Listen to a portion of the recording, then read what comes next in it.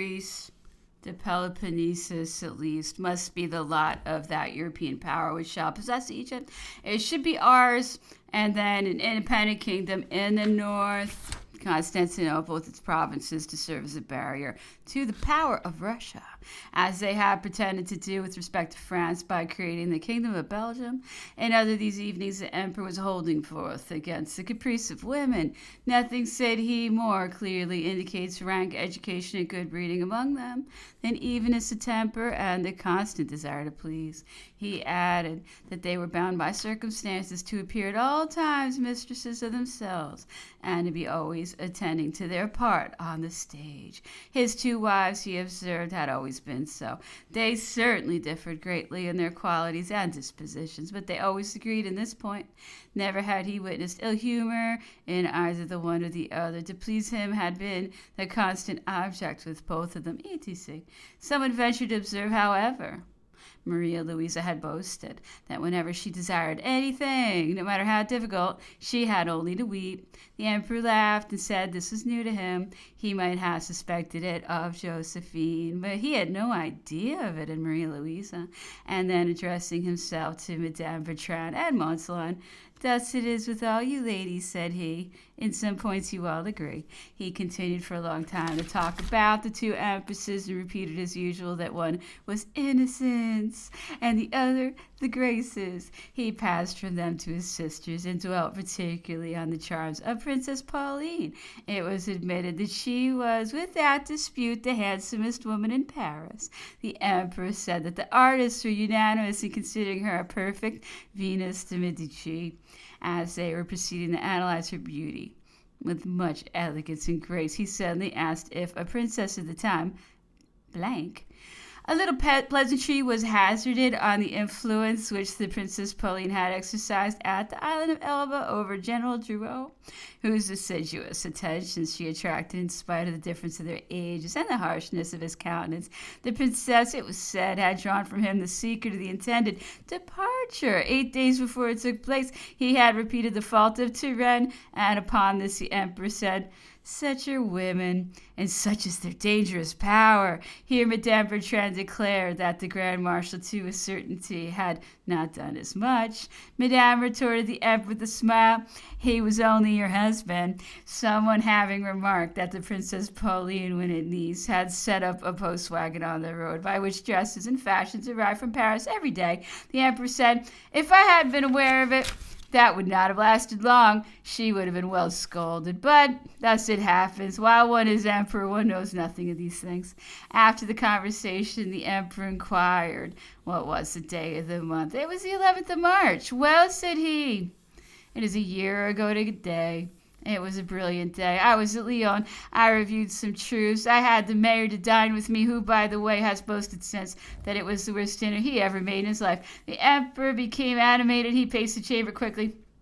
"I was again become a great power," he continued, and a sigh escaped him, which he immediately checked with these words in an accent and with a warmth which it is difficult to describe. "I had founded the finest empire in the world, and I was so necessary to it that in spite of all the last reverses here upon my rock, I seem still to remain the master of France. Look at what is going on there. Read the papers. You will find it so in every line.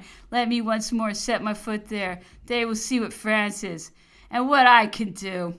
And then what ideas, what projects he developed for the glory and happiness of the country. He spoke for a time with so much interest, so unreservedly, that we could have forgotten time, place, and seasons. A part of what he says is as follows. "What a fatality," he said, "that my return from the island of Elba was not acquiesced in, that every one did not perceive that my reign was desirable and necessary for the balance and repose of Europe. But kings and people both feared me. They were wrong, and may pay dearly for it. I returned a new man. They could not believe it. They could not imagine that a man might have sufficient strength of mind to alter his character or to bend to the power of circumstances. I had, however, given proofs of this, and some pledges to the same effect. Who is ignorant that I am not a man for half measures? I would have been as sincerely the monarch of the Constitution and of peace as I had been of absolute sway in great enterprises. Let us reason a little upon the fears of kings and people. On my account, what could the kings apprehend? Did they still dread my ambition, my conquests, my universal monarchy? But my power and my resources were no longer the same. And besides, I had only defeated and conquered in my own defense. This is a truth which time will more fully develop every day. Europe never ceased to make war upon France, her principles, and me. And we were compelled to destroy, to save ourselves from destruction. The coalition always existed, openly or secretly, avowed or denied. It was permanent. It only rested with the Allies to give us peace. For ourselves, we were worn out. The French dreaded making new conquests. As to myself, it is supposed that I am insensible to the charms of repose and security, when glory and honor do not require it otherwise. With our 2 chambers, they might have forbidden me in future to pass the Rhine. And why should I have wished it? For my universal monarchy, but I never gave any convincing proof of insanity. And what is its chief characteristic but a disproportion between our object and the means of attaining it? If I have been on the point of accomplishing this universal monarchy, it was without any original design, and because I was led on to it step by step. The last efforts wanting to arrive at it seemed so trifling. Was it very unreasonable to attempt them? But on my return from Elba, could a similar idea, a thought so mad, a purpose so unattainable, enter the head of the most rash man in the world? The sovereigns then had nothing to fear from my arms. Did they apprehend that I might overwhelm them with anarchical principles? But they knew by experience my opinions on that score. They have all seen me occupy their territories. How often have I been urged to revolutionize their states, give municipal functions to their cities, and excite insurrection among their subjects. However, I may have been stigmatized in their names as the modern Attila, Robespierre on horseback, etc. They all know better at the bottom of their hearts. Let them look there. Had I been so, I might perhaps still have reigned, but they most certainly would have long since ceased to reign in the great cause in which I saw myself the chief and arbitrator. One of the 2 systems was to be followed, to make kings listen to reason from the people, or to conduct the people to happiness, I mean to their kings. But it is well known to be no easy matter to check the people when they are once set on. It was more rational to reckon a little upon the wisdom and intelligence of rulers. I had a right always to suppose them possessed of sufficient intellect to see such obvious interests. I was deceived. They never calculated at all. And in their blind fury, they let loose against me that which I withheld when opposed to them. They will see! Lastly, did the sovereigns take umbrage at seeing a mere soldier attain a crown? Did they fear the example, the solemnities, the circumstances that accompanied my elevation, my eagerness to conform to their habits, to identify myself with their existence, to become allied to them by blood and by policy, close the door sufficiently against newcomers? Besides, if there must needs have been the spectacle of an interrupted legitimacy, I maintain that it was much more to their interest that it should take place in my person, once risen from the ranks, than in that of a prince, one of their own family. For thousands of ages will elapse before the circumstances accumulated in my case draw forth another from among the crowd to reproduce the same spectacle, while there is not a sovereign who has not at a few paces distance in his palace cousins, nephews, brothers, and relations to whom it would be easy to follow such an example if one sat on the other side. What was there to alarm the people? Did they fear that I should come to lay waste and to impose chains upon them? But I returned the Messiah of peace and of their rights. This new maxim was my whole strength. To violate it would have been ruin. But even the French mistrusted me. They had the insanity to discuss when there was nothing to do but to fight, to divide when they should have united on any terms.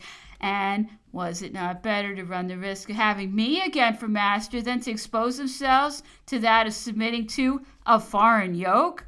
Would it not have been easier to rid themselves of a single despot, of one tyrant, than to shake off the chains of all the nations united? And moreover, whence did they arrive this mistrust of me? because they had already seen me concentrate every effort in myself and direct them with a vigorous hand. But do they not learn at the present day to their cost how necessary that was? Well, the danger was in any case the same, the contest terrible, and the crisis imminent. In this state of things, was not absolute power necessary, indispensable? The welfare of the country obliged me even to declare it openly on my return from Leipzig. I should have done so again. On my return from Elba, I was wanting in consistency, or rather in confidence, in the French, because many of them no longer placed any in me. And it was doing me a great wrong, if narrow and vulgar minds only saw in all my efforts the care of my own power. Ought not those of greater scope to have shown that under the circumstances in which we were placed, my power and the country were but one? Did it require such great and incurable mischiefs to enable them to comprehend me? History will do me more justice. It will signalize me as the man of self-denials and disinterestedness. To what temptations was I not exposed in the army of Italy? England offered me the crown of France. At the time of the Treaty of Amiens, I refused peace at Châtillon. I disdained all personal stipulations at Waterloo. And why? Because all this had no reference to my country, and I had no ambition distinct from hers, that of her glory, her ascendancy, her majesty. And there is the reason that in spite of so many calamities, I remain so popular among the French. It is a sort of instinct of after justice on their part. Who in the world ever had greater treasures at his disposal? I have had many hundred, millions in my vaults, many other hundreds composed in my domaine de l'extraordinaire. All these were my own. What has become of them? They were poured out in the distresses of the country. Let them contemplate me here. I remained destitute upon my rock. My fortune was wholly in that of France. In the extraordinary situation to which fate has raised me, my treasures were hers. I had identified myself completely with her destinies. What other calculation was consistent with the height I had risen to? Was I ever seen occupied about my personal interests? I never knew any other enjoyment, any other riches than those of the public, so much so that when Josephine, who had a taste for the arts, succeeded under the sanction of my name in acquiring some masterpieces, though they were in my palace, under my eyes, in my family's apartments, they offended me. I thought myself robbed. They were not in the museum. The French people undoubtedly did much for me, more than was ever done before for any man. But at the same time, whoever did so much for them, whoever identified himself with them in the same manner, but to return, after all, what could be their fears? Were not the Chamber and the new Constitution sufficient guarantees for the future? Those additional acts against which so much indignation was expressed, did they not carry themselves their own corrective remedies that were infallible? How could I have violated them? I had not myself millions of arms. I was but one man. Public opinion raised me up once more. Public opinion might equally put me down again, and compared with this risk, what had I to gain? But as to the surrounding states, I speak particularly as regards to England. What could be her fears, her motives, her jealousies? We inquire in vain. With our new constitution, our two chambers, have we not adopted her creed for the future? Was not that the sure means of coming to a mutual understanding to establish in future a community of interest? The caprice, the passions of their rulers once fettered, the interest of the people move on without obstacle in their natural course. Look at the merchants of hostile nations. They continue their intercourse and pursue their business, however their governments may wage war. The two nations had arrived at that point, thanks to their respective parliaments. Each would have become the guarantee for the other, and who can ever tell to what extent the union of the two nations and of their interests might have been carried? What new combinations might have been set to work? It is certain that on the establishment of our two chambers and our constitution, the ministers of England had in their hands the glory and prosperity of their country, the destinies and the welfare of the world. Had I been beaten, the English army, and won my last battle, I would have caused a great and happy astonishment. The following day, I would have proposed peace, and for once it would have been I who scattered benefits with a prodigal hand. Instead of this, perhaps the English will one day have to lament that they were victorious at Waterloo. I repeat it. The people and the sovereigns were wrong. I had restored thrones and an inoffensive nobility, and thrones and nobility may again find themselves in danger. I had fixed and consecrated the reasonable limits of the people's rights. Vague, peremptory, and undefined claims may again arise. Had my return, my establishment on a throne, my adoption been freely acquiesced in by the sovereigns, the cause of kings and the people would have been settled. Both would have gained. Now they are again to try it. Both may lose. This might have concluded everything. They may have everything to begin again. They might have secured a long and certain calm and already begun to enjoy it. And instead of that, a spark may now be sufficient to reproduce an universal conflagration. Poor weak humanity, attached as I am to the words and opinions which I gathered from Napoleon on his rock of exile, and however perfectly persuaded and convinced of their entire sincerity, I do not the less experience an extreme gratification whenever a testimony from another quarter confirms the truth of them, and I am bound to say that I have that gratification as often as opportunity occurs of obtaining other evidence. The reader has just perused the foregoing remarkable passage in which Napoleon expresses his ideas, his intentions, his sentiments. What a value do not these expressions collected at St. Helena acquire when we find them re-echoed in Europe at the distance of 2,000 leagues by a celebrated writer who, with a shade of difference in his opinions, and at a very different time, had himself received them from the same lips. What a fortunate circumstance for history! I cannot indeed forbear bringing forward here this extract from Monsieur Benjamin Constant, as well as on account of the intrinsic merit of the expressions, as from the weight they acquire from the distinguished writer who records them, and also from the pleasure I feel in seeing them coincide so exactly with what I have collected myself in another hemisphere. There are the same intentions, the same depth of thought, the same sentiments. I went to the Tuileries, said Monsieur Benjamin Constant in his account. I found Bonaparte alone. He began the conversation. It was long.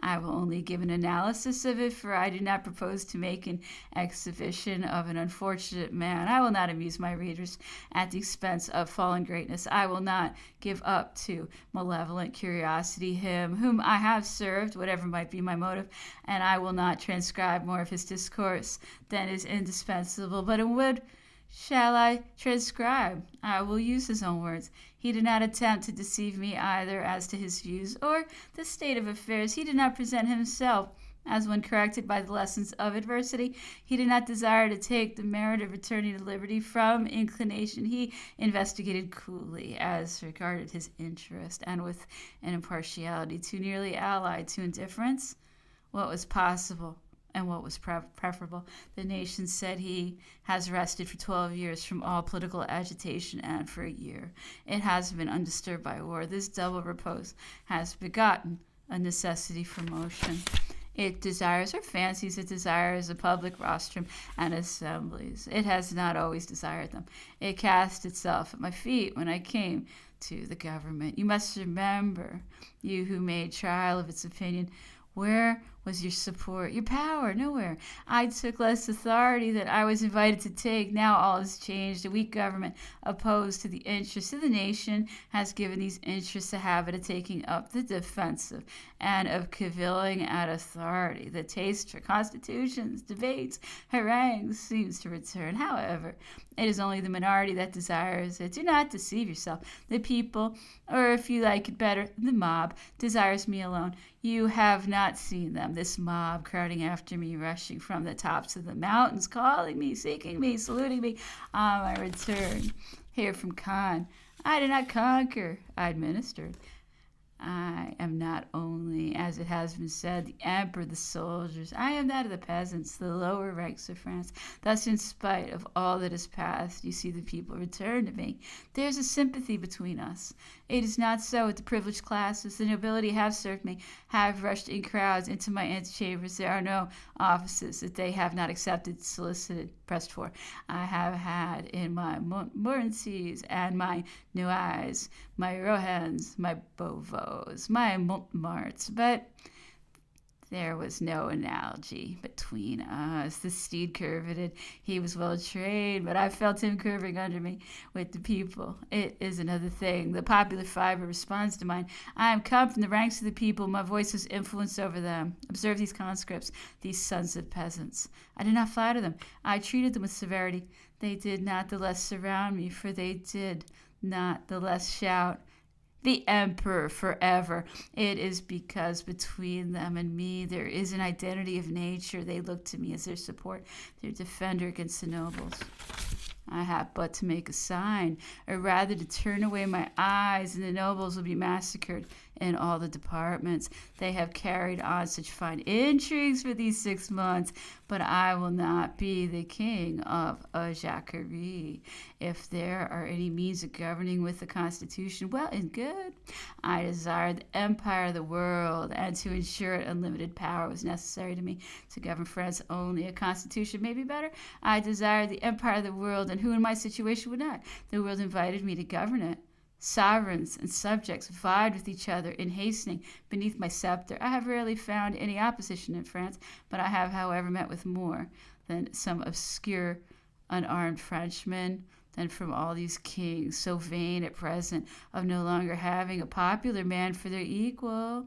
Consider, then, what seems to you to be probable. Give me your ideas. Free elections, public discussions, responsible ministers, liberty. All this is my wish. The liberty of the press in particular. To stifle it is absurd. I am satisfied upon this point. I am the man of the people. If the people sincerely wish for liberty, I owe it to them. I have recognized their sovereignty. I am bound to lend an ear to their desires, even to their caprices. I never desired to oppress them for my own gratification. I had great designs. Fate has decided them. I am no longer a conqueror. I can no more become so. I know what is possible and what is not. I have now but one charge: to relieve France and give her a government suited to her. I am not inimical to liberty. I set it aside when it obstructed my road, but I comprehend it. I have been educated in its principles. At the same time, the work of 15 years is destroyed. It cannot begin again. It would require 20 years and the sacrifice of 2 millions of men. Besides, I am desirous of peace, and I shall obtain it only by dint of victories. I will not hold out false hopes to you. I do not contradict the reports that negotiations are on foot, but there are none. I foresee a difficult contest, a long war. To maintain it, the nation must support me, but in return it will require liberty, and it shall have it. The situation is new. I desire no better than to receive information. I grow old. A man is no longer at 45, while he was at 30. The repose of a constitutional monarch may be well suited to me. It will assuredly be still more suitable to my son. The 13th, the emperor sent instructions to the grand marshal to write to the admiral to know if a letter which he, Napoleon, should write to the prince regent would be sent to him. Towards 4 o'clock, the deputy governor, Skelton, and his lady desired to pay their respects to the emperor. He received them, took them to walk in the garden, afterwards out with them in his carriage. The weather had been extremely foggy all day. Upon its clearing up for a short time, we saw on a sudden a corvette or frigate very near, and coming in with all sails set. The 14th through the 15th, we received the admiral's answer, after beginning, according to his established form, by saying that he knew no person by the title of emperor at St. Helena. He stated that he would undoubtedly send the emperor's letter to the prince regent, but that he should adhere to the letter of his instructions, which directed him not to allow any paper to be dispatched to England without having first opened it. This communication, it must be acknowledged, gave us great astonishment. The part of the instructions cited by the admiral had 2 objects in view, both of them foreign to the interpretation put upon them by this officer. The first was, in the case of our making any complaints, that the local authorities might add their observations, and that the government in England might do us justice more speedily without being obliged to send again to the island for further information. This precaution, then, was entirely for our interest. The second object of this measure was that our correspondence might not be prejudicial to the interests of the government or the policy of England, but we were writing to the sovereign, to the chief, to the individual in whom these interests in this government centered. And if there was any conspiracy here, it was not on the part of us who were writing to him, but rather on his, who intercepted our letter or resolved to violate the privacy of it. That they should establish jailers about us with all their equipage, though we did not consider it just, still it seemed possible, but that these jailers should cause their functions to react even upon their sovereign, was a thing for which we could not find a name. It was to attach to him completely the idea of a king without faculties, or of a sultan buried in the recesses of his seraglio. It was really a monstrous phenomenon in our European manners.